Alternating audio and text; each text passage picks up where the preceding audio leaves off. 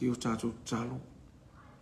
La e lawa oe ta mai lewe inga fo ia tu ia te o le wha manu mo le wha anetanga o mātou loto. Haleluia, vi ia lo sua whapa ia e wha avau. Nei vaenga poka la me lau whanau Taulaga Afiafi, whasoa, le li ia molo wa ingo ma lau whanau. Ta talo a fio mai tātou mafuta ma lau fio i uatu mea uma i lo lava vi inga. Le atua o Abrahamo, le atua o Isaako, le atua o Iakopo, o mātou. Atua e malia i o mātou mana o i mea le whatasi mai. Ono o lo suafa Yesu e o le mavala awai. Amene ma amene. Ia whatalofa le aingo le whatotu o whaiona mō melni wa aingo le Afiafi. Whatalofa lava. Sai sifu i mātou matonga. Whatalofa atu i le. Tato i elni wa ainga o le aso i whamurianga le atua. Ia le li. Olo o wina tu tatou poka la me e tutonu. O vai telefone nei, ia. Hallelujah. Fatalo fatu i Samuel nei tatou. Tunu i poka la me o le Taulaga Afiafi. O le au te i le. Tusia whamasino i long tau pue ono. Smasani. Ia wato e au talo matato to silo matato to e vavai ia. Ina ia i whamurianga le atua ia te oi ia te aunga i tato uma lava i te. Ao tato ia i le fiompa ia le atua. Ia pe an tato e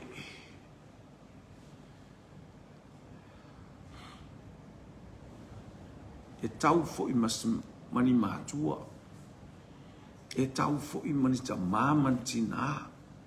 Whātonu so o se whānau a. E matau tia le atua le alofa. A o mea e whai e tātou e tangata. Sa whai e rona nu. Ia le fui tātou te whai a langa o le whiau le tau muli muli o le whiau ona teimi le tātou te iai. E whātatau ia tātou po a mailau ngai o inga. A o a mailau attitude. Wa mai au whatinonga i mea umalamba e pei ona. Tatou wawa e atu le upua le atu. Umatu lea. Pio tangata whaere umatu whalpui pui. Saura le fōtu al wato fo i le si mea whaale tonu. Na le fōtu e wato fo i le fono le nu. Umatu e le malo lo lista ma atu e wato. Savali vali mai fo ina alta mai le fono le nu wa no fo mamatai o le nu talo fai le neita ma e sala to i titi o fono uma e manu le nu e sala il tama o le asau fatu sa tu sa o le asau tutu ane o lau wa ai ma lau sila i se atali i ma se afafine i se whanau whapea ona lato wha manu alia na i o lato matua. Mai se le whaamaina o na i o lato matua i lunga o mea lato te iai. Ele mana i e whapen tatu tilo. Tatu wawai atu pēta wapena e muli o le atua e ta e se le matau tia o le nei atua pe a tatou wawai i o tatou teimi ma tatou wolanga. Sisilana i teimi na amata mai i lo wolanga a e te le ipa i mai le whaolatanga. Ese le manungi, ese le sofa. Ese le mamao le mea e te sauai, ese le mea lai fina ngalo i ele atua e ta i mai oe ina ia e ola lelei. Ia e ola mātangofi. Ola malo si fai oe ma. Tangata tala i manu malo le fina ngalo pa ia o le atua. Ua umana pese e te pora. Upu muli ai o le pese a te pora. Le tai whawhine o Israel. Hallelujah. E wha se fulu tausanga. Na tai e te pora o te pora ai te tupu o whala. E whalongo i wha upu muli o le pese a te pora. Le ali ie ia whapea ona whano ia a toa uma o e ita i a te oe. A oe ua lolofa atu i a te ia. Ia pei o le la i la tou ina o mūtu toa. Ona file mule o le nuu i tausanga e whanga fulu. Whanga fulu tausanga. Taita ina ia te poroma file mule nuu alfa fine. Oka sole se fine ina mata. Ona o mai lole le whaita wina o le mata upu e ono le tusia whamasini. Ona whaia i lea le whanaunga Israelu lea mio le anga i luma o lea li.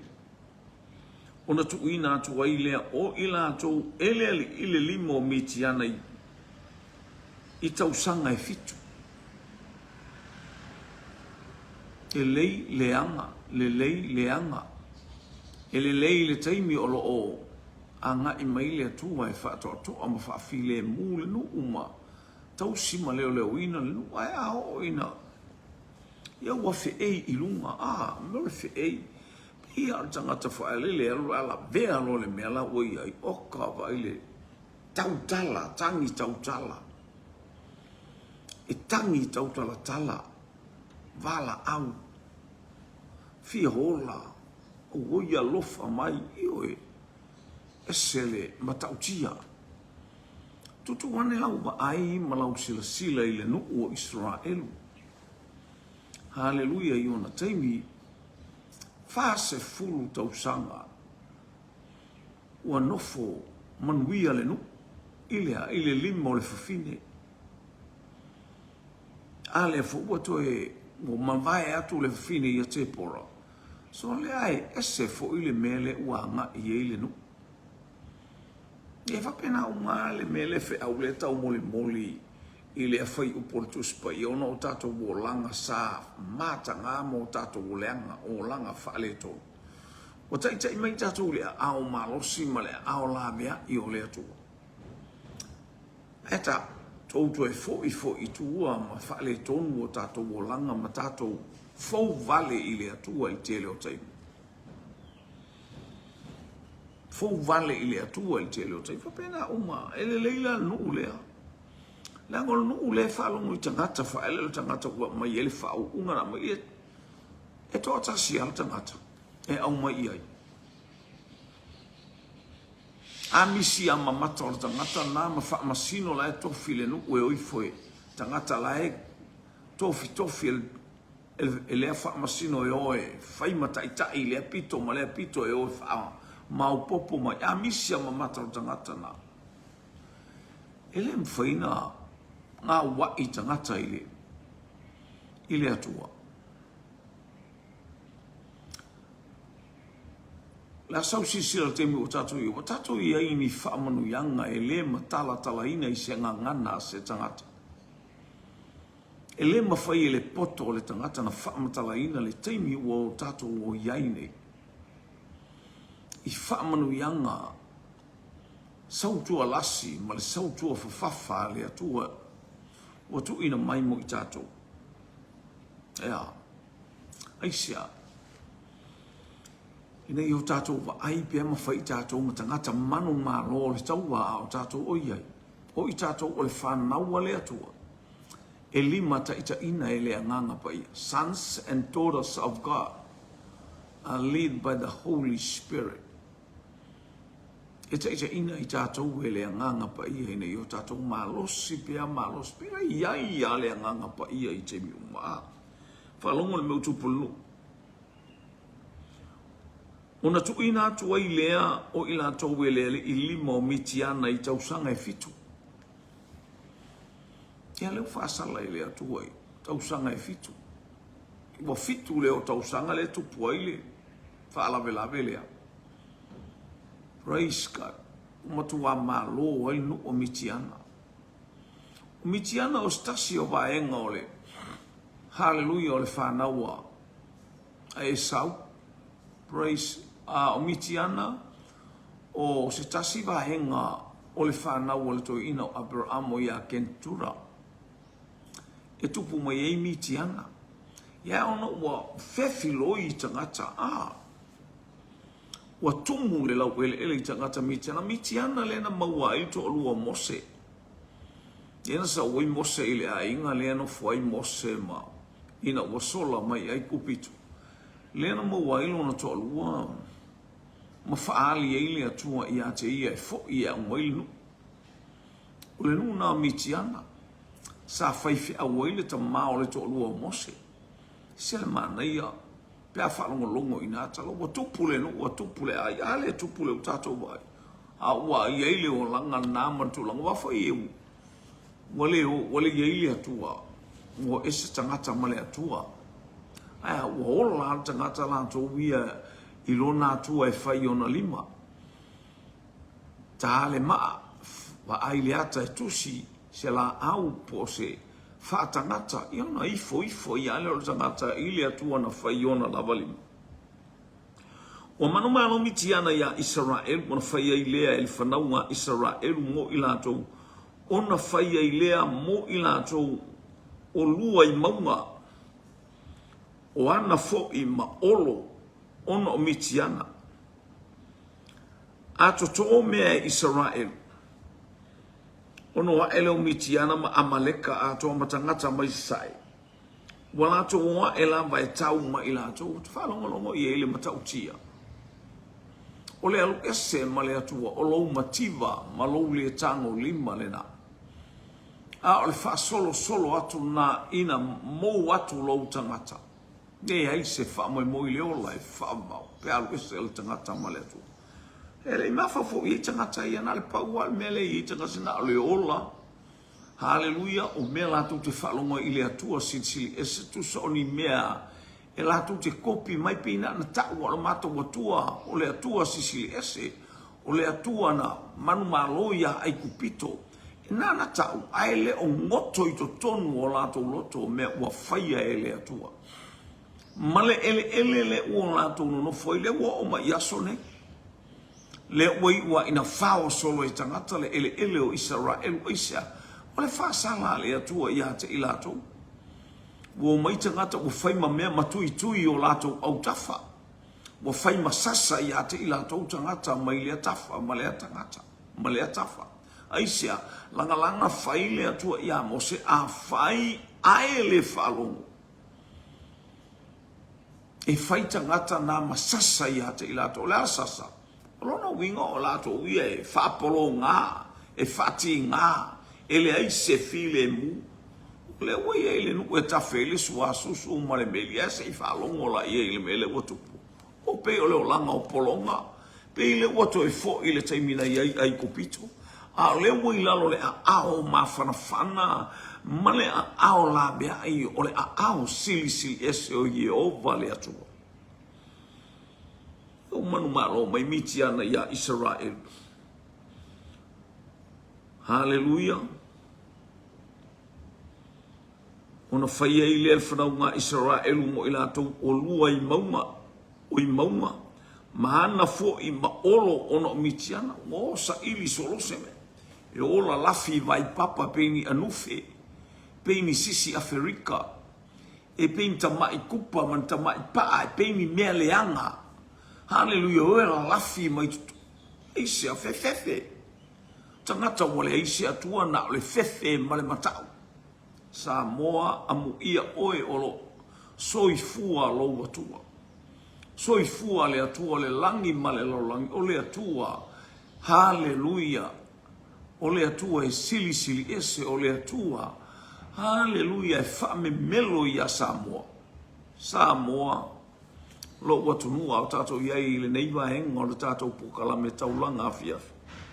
O le mafua angale watupu ia watupu e fala velave ia mitiana. Wala tautia ia le atua. Wala ono mitiana e ole a ona o Israel we ole malama. E fai ale me loto ai le intia ia. E fai ale me loto ai tangata ia. Pe ia fo tato unewa ita. Te leo teifa mai o tangata ama siana whanau. Tu so wata umai mena. Wale isi alofa ile ainga.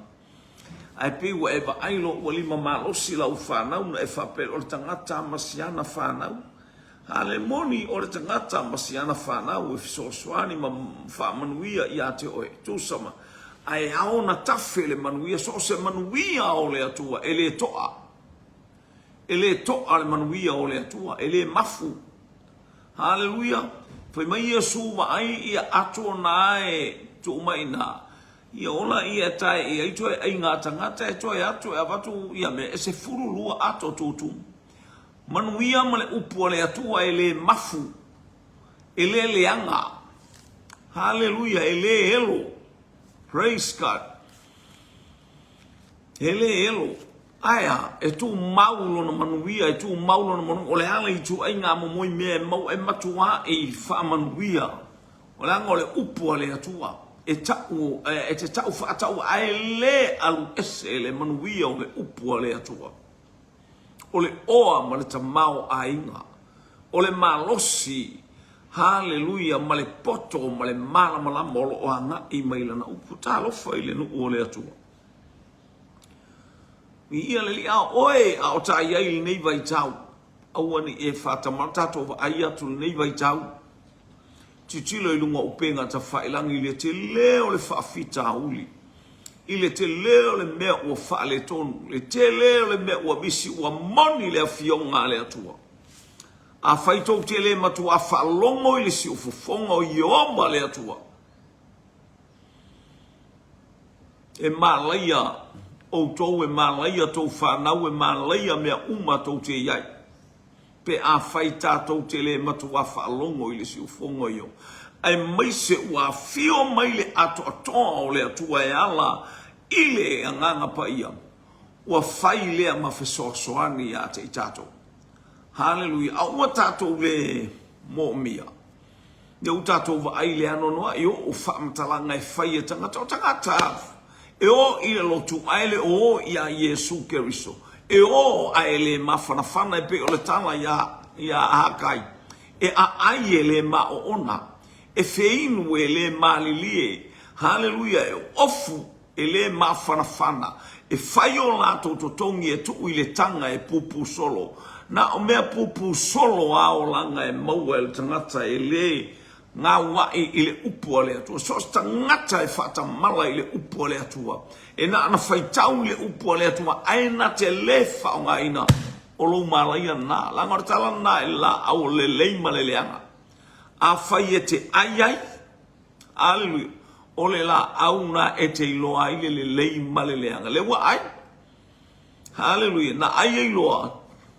Iloa loe e ma le leanga. O le meta o le leu sta. O le whiau mea le atua whapena. O le taimi e te le e whalongo le upo le atua. Halleluja. E te le tausi ai. E o ona mea tātou te olai. O le malaia le taunu unga. A o taimi tātou te talia ai ma le loto whamaualalo. O tātou oni whamurianga o whatali le atua e whapale oe. Halleluja. E wha ofu oi ofu sisina. Fa pale oi le pale o le ami o tonu le pale o le ola. Hallelujah. Le pale pupula. Le pale le pala.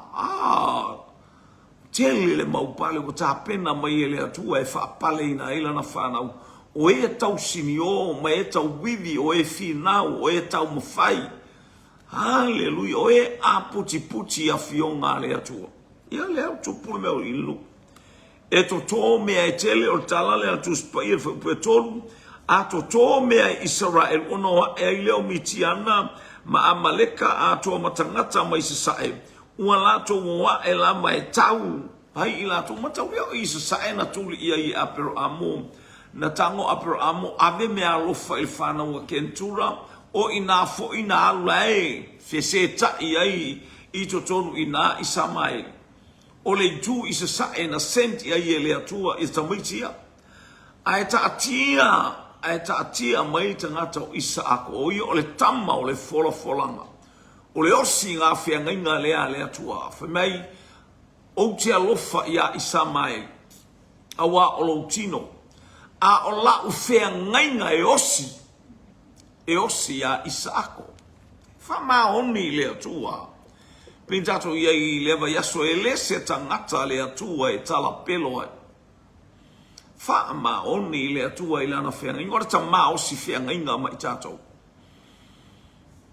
O le tama o fola folanga, wana fola mai le anonoa e ma le anonoa e sautu alasi, sautu a fafafa.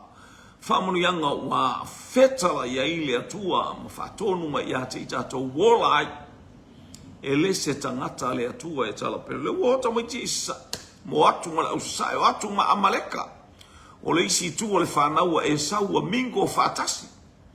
Hallelujah, wa winga whatasi, ma au whatasi tangata i o mai te te. Ia il whanaua i Iakopo. Ni ia leli. E o mai te te mai ia ele whanaua i Iakopo po le whanaua Isaako. Hallelujah, ila tou lea wa au mai e lea tua mai to tonu o le nuu. Hallelujah, o ai kupito sa nofo polonga ai.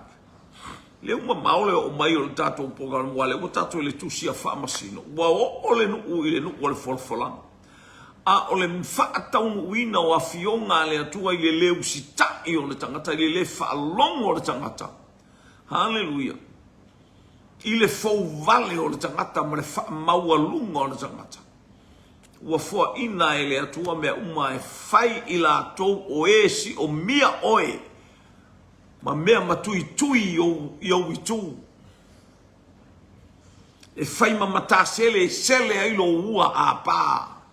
Hallelujah. Pea le winga na o tala le fionga pa ia le atua. I le feta lai mai o le atua. Hallelujah. E winga il tangata le whalongo. Praise God. Le ua o i le nuu. Wano nofo i le nuu a o whai tangata ia e ola mai leitu ma leitu. Mamai lei. Wa whai ma matasele. So se mea e aru wa fefe nei whaalongo atu a mai wa tau wa mau el matasele le ua. Whai ma mea matui tui wa whai ma la o whai ma a noso. E tui a ai a o iei le ala. O le whaalongo. So tangata e le whaalongo. Ia leu tātou whaalongo e pei lava o le tala ia saulu no whai atu e alu e fasi a maleka. Ai alu whātotoe a maleka. Ai alu le whai alo na whaiva. Ai alu e le wha umalo na whaiva. Ai alu e tau mwhai a su e se mea sau e whai eiso na vi inga. Leo sau a ia mea matautia o mea la tau na toto. Ai e listangata. Ala e baba ai atu ia i e whalolo wa tele le fialo e whai se tau. Ai pala ai e fefe. Le anga fo o le whasala na le atua. E o maita ngata wha ai ai o tau mata tau te tilo i ai aina o le lafi i ale me te whai. Fian tangata o la lafi ma tilo atu. I le ngā ruenga sa e ti ngā ine ala waloloku wa iliska ngaka ala ngā ropu. Ngā o au kālai o le wharasalang mako whaia. O le ngā ruenga le la mātou a baba. Ai wha matala tala o ngā ruenga. A whia oi. Lale wa e lafi aku. A lale wa ola e aisi tangata aisea. Mo mai tangata mata tau i le atua. Saunia i le atua. Pe o le tala le atua i le nu. A tau nuu i le nu. Tau te feinu i vai. Tau te elia. Tau te a ai. I fua le whanua. Tau te le te toina. Tau te no nofo i whale tau te le i whaia. Hallelujah. Awane i ngalo i ate o tau le atua. Awane i o tau whapeane o le malosi o mātou lima no mātou.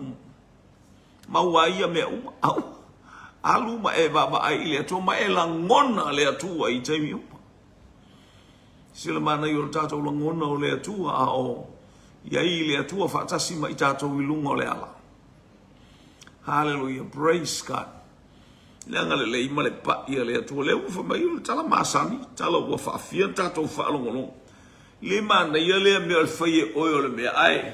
Ai toi tu ma e tiro. E sen ma whetau i tonu ai mamorotua i ngā tangata whae o so atu i. Le leina whai se mea o so atu lale wana o le lafi. A lale wala lotu wai tangata le wharesana alu whai. Te le whapena ale mato e kālesia. Ai ngā umai esi o mea mato o mai tangata ale mamao le mea o mai tangata o mai si whalalatai. E o mai oi, o nei mai tele ia rotu ai, o mai si o le mangiangi, e o mai si motaa. Halo? O mai fea kanka umai si, lale nara tilo mai. Lale wana ala tilo ani. Se mea mana ia atu, o le mea na e whaia, o le mea na aluailo malosi, o le mea aia, whatau te e a, te i le atua. tila eve atu ala le tupu ale ngale atu ale sau o le titi o le lato fetu o le titi o lato upuleanga e fai mai wala titi e manuia o le atu a o le tele o le aya ala e alu ala ngala atu ia le atu fatino ina ala ngale atu haleluia ile fa tua ma le talitonu mai ai ula le wono fo mai ale le ua ka alo e mitiana ta alo ai haleluia ai e tangata na mea na o ai o lato malo sala na no fo pe fa wala to tola wapi e wo mai nu e tola wapi e tauma ma Israel wala to tola wapi haleluia wala to tola wapi e tau haleluia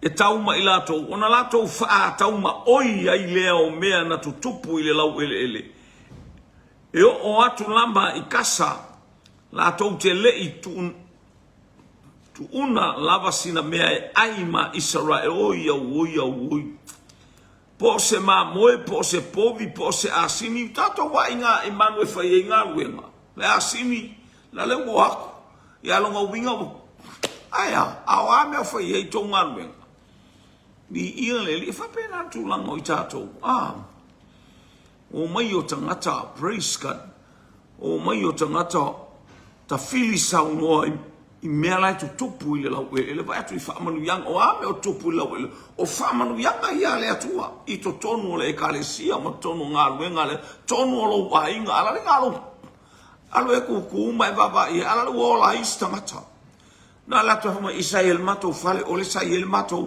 mato mukuka o le Israel mato le mango ale mato tu mai i la na le tu wan fama le mango sai o le mukuka sai fia hallelujah alu atu oi fale apa tu oi fale fonga fale lua ka u fai lua e alu le malo e ai fai le kang malo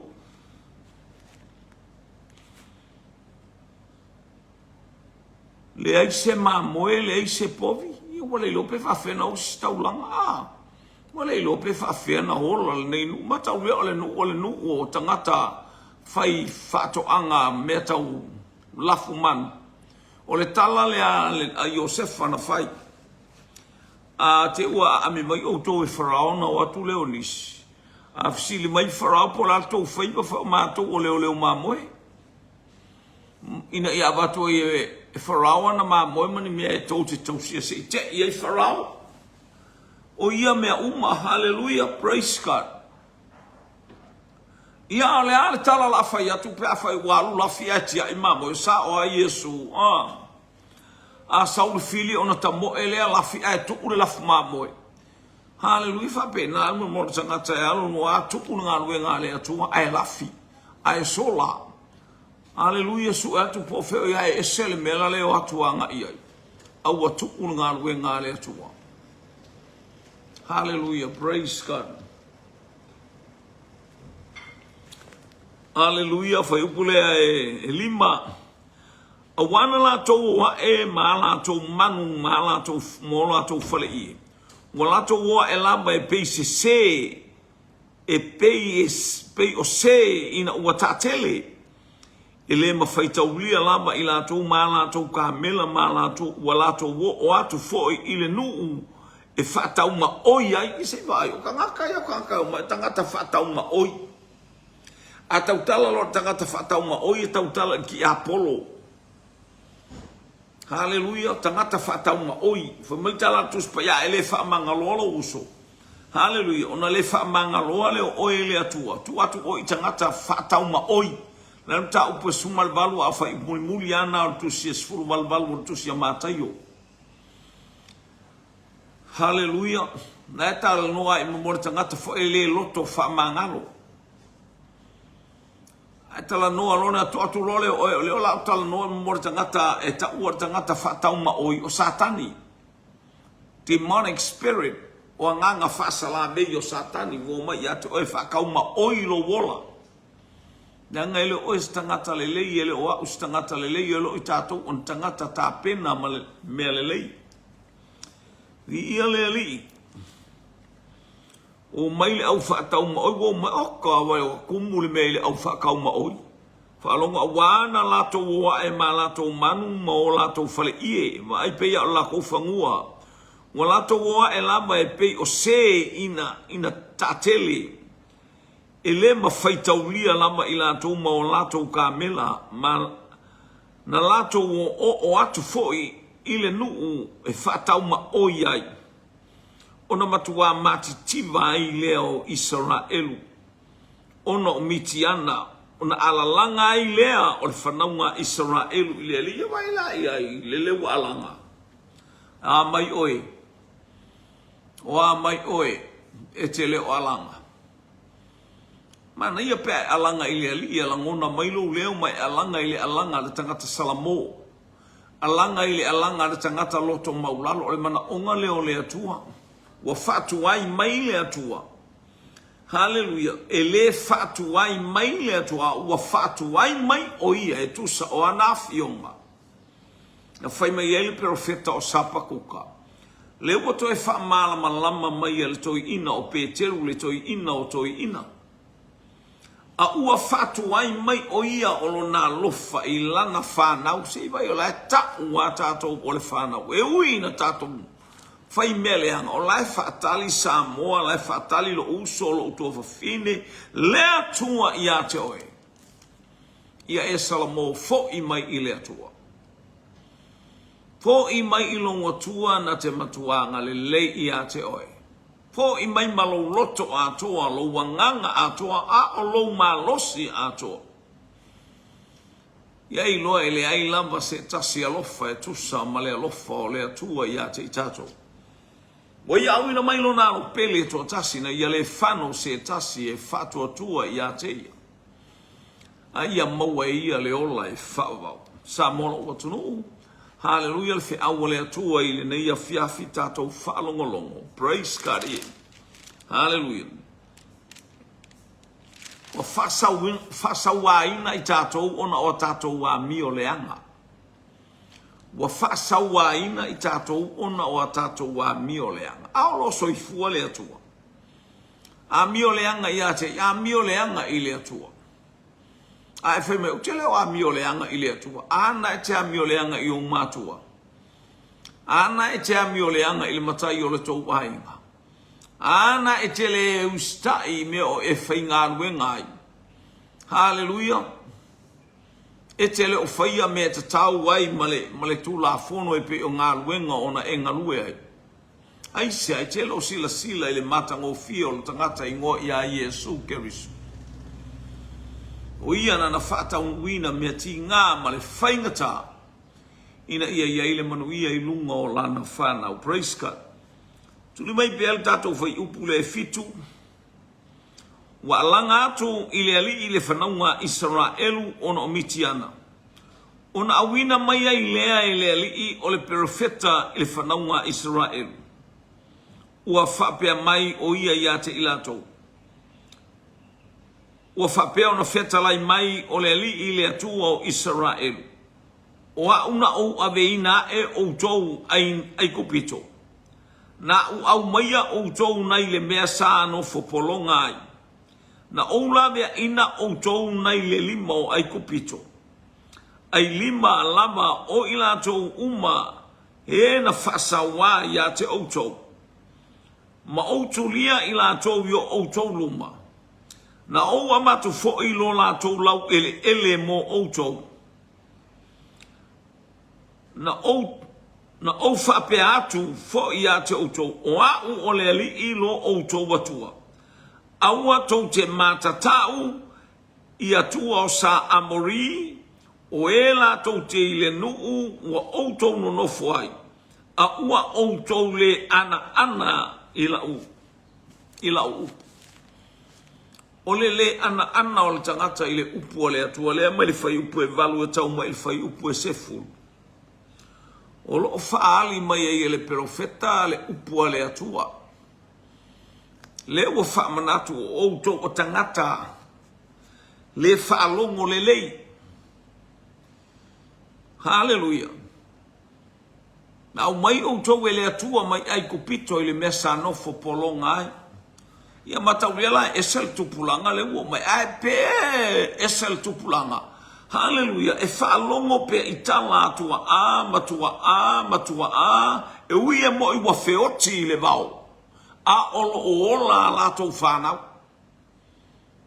ele a ia se a inga ele itala tala noa e pe fo tato itala tala noa atu o ngā mai mako makua mai oi i oi le kui mako o maila ia le mako ngofo le ia le mako a inga le i se vaenga o i whango ali ia pese e whaamaruru atu inu ui e tawela utala wha elmo me ole winga le tala le tau whaamatala nei te ue e tō tā mai me wata ulonu ia na matou o maile matou sopo mai a inga matou maua maile lava o ka le mako o mainga i lunga le lava o matou sole ia whape nase au tangata o leo mai whaasale le anga ia whapese ia o ma o te ia le whaatu ia e whamoi o nule ingo ia sai pipi le o matou ia pio se whamatalanga e tala i na tausi matou haleluia i le anga le lei o le atua le na au mai o tatou matou e whaka o kuelesi ai ofo i le talinga i le feu o latou talinga e ofo i le talinga tuli e ofo i le lefa longo le lei o le tangata ai lona winga le naf faitaua malona winga fou vale ia leu fai atu ia le tangata le usau o le profeta le fa mai le fai upule valu ona awina mai ai leo le profeta le usau profeta tala noa ia i mea uma le moto e tau wha manatu lau te i loa le si mena ia te i tatou i loa le upua le atua ma le fesoa soani o le profeta i taimi uma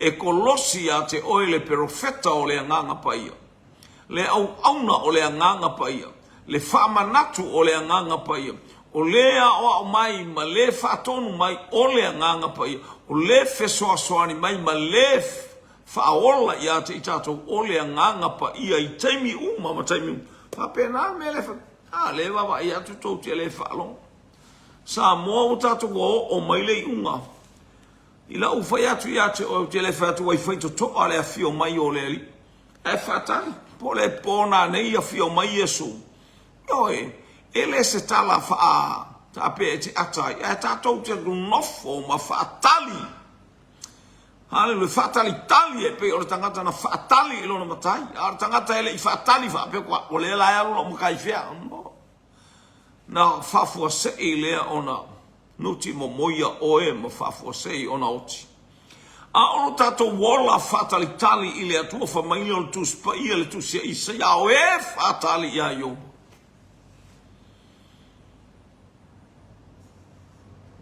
haleluia e whaola ina i lato e manuia i lato e tupu pealo lato malosi e iai whaamanuianga le atua le wa o maile no o leu tato iai tala haleluia praise God leu fai mai tamalo le tala al tamalo lea wa outou le ana i la upu e o ma i le aso le nei anoa i tatou le ana e anoa i tatou o e le whalongo i a fionga le atua haleluia o mai te mine tausu wai i le upu le atua langa le tala le atus pa o mai tangata tausu wai o mai tangata e alofa i latou i ate i latou e o mai tangata ola vivi ola vi e o mai tangata e ola na ole tupe ai ola i le ailo ase tupe pe ia woti le atali matua le ailo ase tupe wha misa mai ai le amatanga o le vai aso e o a le whai unga o le vai aso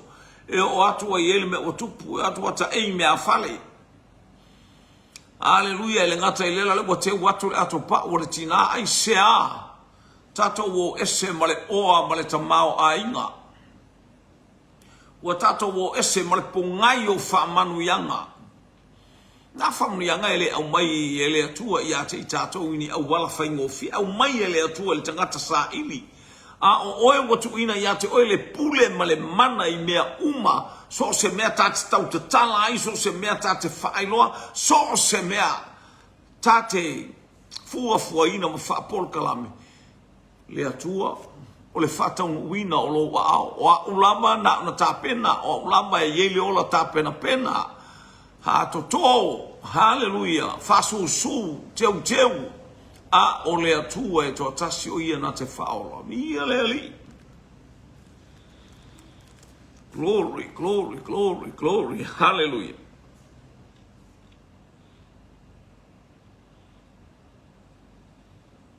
O mai lole fa upule sultasi. Fa umoel fa upule sumalua tatou tala. O nalua tuai leo le angelu wale ali ile wa umana tau. Ia ile me watupu. Se io e fai se fainga i o lato wolanga ma se i mafau i me o ia te i lato. I lo lato te ena o le ato umatu o tinelu. Sau iuta.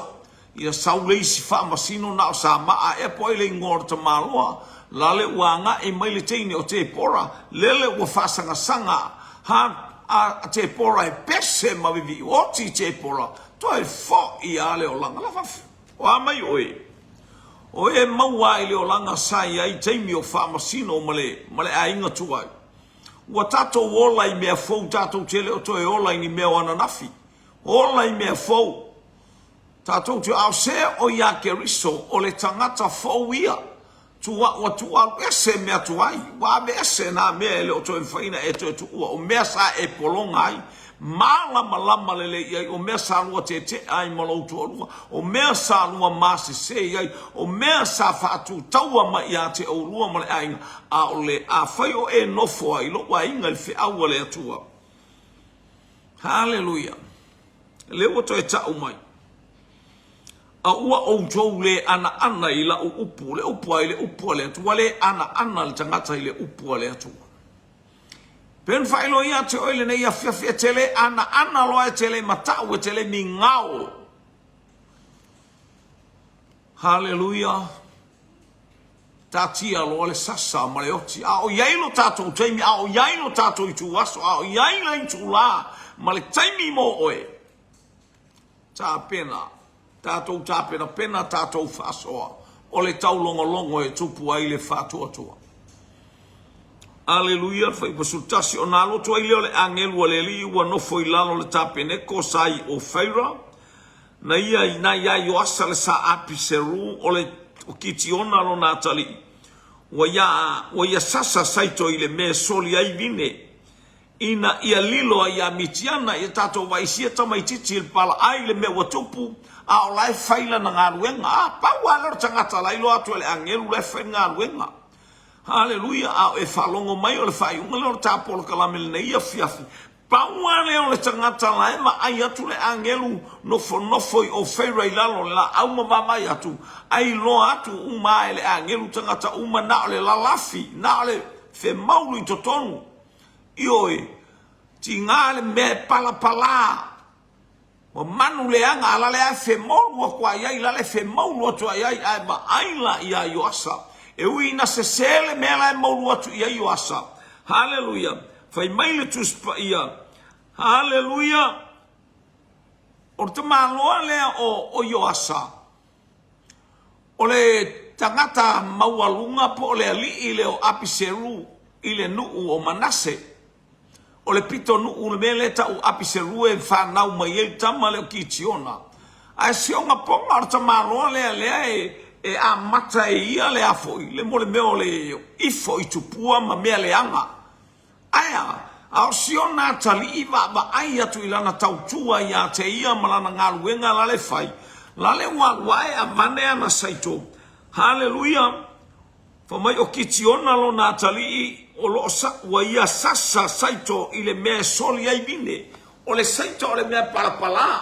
O le mea i apuche tu. A o le vine e fam. Fa pele ye o le suavine o le suana o le waina e le fai fatasia nga luenga aya ua o le fefe fa pe yo sa o le mele tua ia mai oe fa pe o le sa o le mele te tua ia fa pe o sa o le mele te fai a fa mo le pe ke lo o ngalue ese se le menga ke ngalue hai ese se le mena fatino ai o ngaluenga ia whalongolona e tala le vai upasulua ua whaali mai ia te ia le angelu le ali isi o whongova vai lo whera sauro le angelu wala au mai aisea ua iloa le lei le matawhai oi ma le ngā luenga re tamai titi ma le loto langa o le atua e sila sila i loto o le ola tau tua ola tau sinio ola au auna for mai le tala mareko o Yesu o ia o le au auna na sau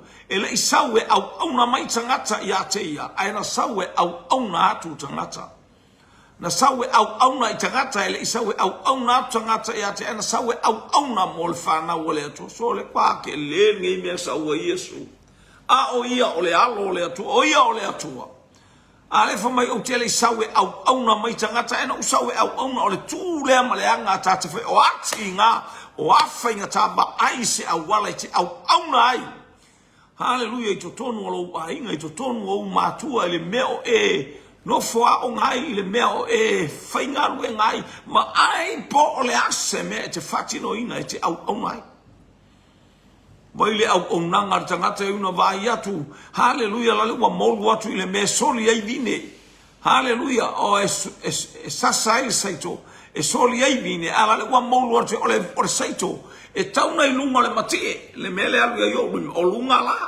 a o lalo le ana o inala es na sasai e ala na sasai lunga a sasa saulu matangi blow alu ese atu pe feula atu pe le lea ese le aputiole le o tau le saito ai tu mai ana le saito la tu la utatia la o fola mai o le winga na o le ave le mati ai talo fai o le alu si mea i se mati aia ua nofo i lalo le mea soli ai le vine o a mai oe o le alfatinonga o ngā winga o lo e fatino ina vi ia le ali hallelujah paule mena tilo i ai le angel o le fatinonga o ana ngā winga o le tangata ngalue o lo ba ai mai le nganga pa ia ta ua o tangata ngā lulue o lo ba ai mai le atua i lana au fai ngā luenga au auna le ie ma le wha maoni ulu fale mai ai le fia o lo wali o whaali mai le angel wale li ua whapea mai ia te ia o oe nā le toa malosi o ia te oe le ali ia whangata i ilfi au wale atua o ta watu ia te oe ia aru nei afiafi whapea sole wa o le toa malosi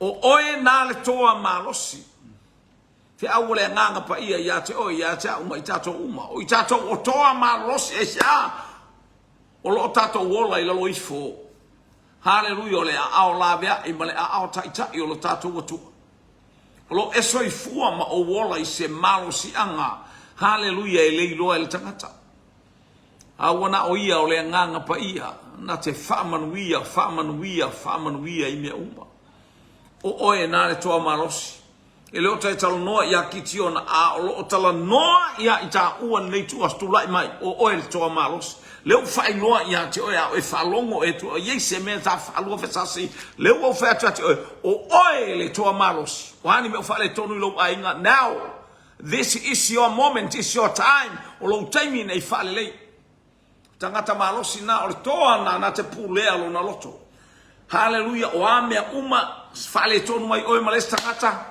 whale lei a o ilunga le ala fo mai ia sua ilo o tau e laulangi o so o moni o tau pe a o tau whealo whani whale lei oe le toa malosi whai unga le wheawo le nei afiafi taulaga afiafi o oe nā le toa malosi tulai mai o le ase mea o whale tonu mai oe malo uso lo taimi whale lei se ilunga lau telefoni malo uso o amai oe a mata whapena tala noa e o amai o amasko a ke hora kakara hika mea ke oilea ia e o lau o unau wala au atu ia te oe ke wha maulalo atu ili mea nau ia ke loe e malepe le loto tangata lai ua mali telefoni ui lea mui mea whapenga mai ia mea wakupu ia ka ua ia aui koe mangak wai ia tai wai wala au mai ka feilo ai ia pete ora ia peke bra le mo stai vangai ta ol fa inga le ole happy days Taulaga Afiafi fa alu lau tupe ai le happy days fa sul tala pe lima sul tala aya olo na tau e tau tele e tafe fa manu yanga le atua pole ale alu yo lau kiso pole ale alu lau pensini au ngale na haleluya ngan ke a ke vai o le me ko fo mai lau pensini nga e ele ia ma se me o suia isia la ngala te alu le me fina ngalo ia ile atua o le fina ngalo na o le atua o le toa malo si fatino ile Afiafi na. How can you be a mighty hero of God? Fa fea na ta ua oe o le ha toa malos ia ise me o ia nei Afiafi Taulaga Afiafi na tu ilunga tatou Sava mali fatino le upo le atua haleluya wani mena fale tonu wa itato ni fe upo inga ni se malo tolua haleluya tango e fasa o lo tolua o aisia o ele to malos pitingana e lo se le fine au e malo tonu malie lo loto o wartangata sala te lo se vine ai lo fo se o ilumor tomalo au ya e lo fai oe matangata se alu e fase se o e fasa o le tangata la ina ia famano wia le atua ia leli o sau mai tonu o fai o atula o molimau le o sau mai tonu Wellington no sau o tul ta vale no sau le pasi e sau le Afiafa bene o sau pasi sau tul pasi para umu ua malo lo e pasi awo so ilalo fai la tau sa variato e maftou molesta mi tor Samoa ma io a Samoa ia fa ku te o lenta mai pasi mo le ai na usau lo ta vala o tialu fo i o kilan o tialu lai i lungai o kilan na wa lo fa ia fa te le mo meso son ta o tato lu e lo ta o la pato la o tonu i o lo a bi tonu ta io wa lo ta fa la ve pasi la nga mai la pato a mai lo ame le tavela le tangata le ma ole e o mai le vin ai tala no mai tangata ia te o e mele mafu o fale tonu la o malona to lua ia o la tala na fai ai uso o la umea masani na fai o le leanga male to lua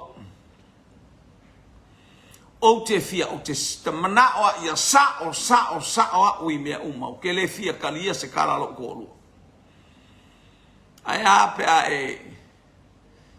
ape tango e uku lau telefoni pe afai e maua se avanoa au ta o ilunga le ala pe fatur ta vale haleluya ia na e tala noa le isi o tolua o la lau tala e fai ai tina fa maua lalo atu o au ar tangata se mal tangata anga sala i luma o le atua martava o au se na e tilo lo le se eva ai le savali mai al tangata le la savali mai to tonu o lauto o lua po le alto inga tangata ina wa e ta'ua to o oil tangata se ai sea le anga o Yesu e le ai se ai na fio mai le ke riso manu malo se le arse ata tau lungo o satau o le ata o le tangata se tau satau ai le ai se anga sala fai mai tala al pangotai le ai se mea e sala ai le nei tangata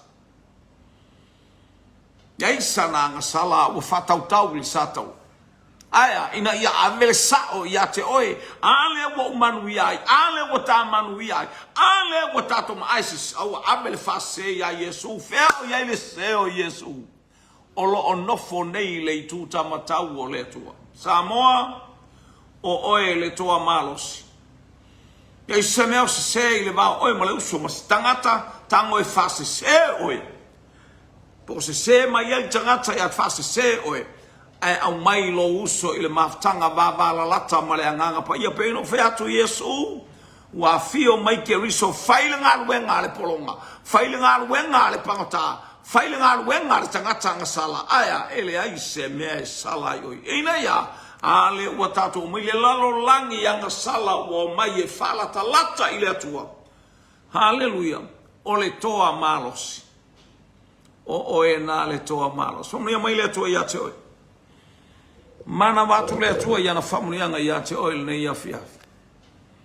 pa ia tu le atua I se pai fo tama famno yelo wa inga ilunga upenga te failang Yesu o e ole taunu unga ole la unga mo le upu sa fai nei o e lava e toa tasi o e ole toa malosi praise God hallelujah wana o e lava e malo I matou o e lava matou te malolosi ai famno yelo wa inga ilunga upenga te failangi so se tafa o whaalongolongo mai ai Fea fo I se teimi e maua ia le tangata le nei wha malo si tama ia whai ma wha manu yanga ia te ia. Hallelujah. Fo I le vi inga ia te oe.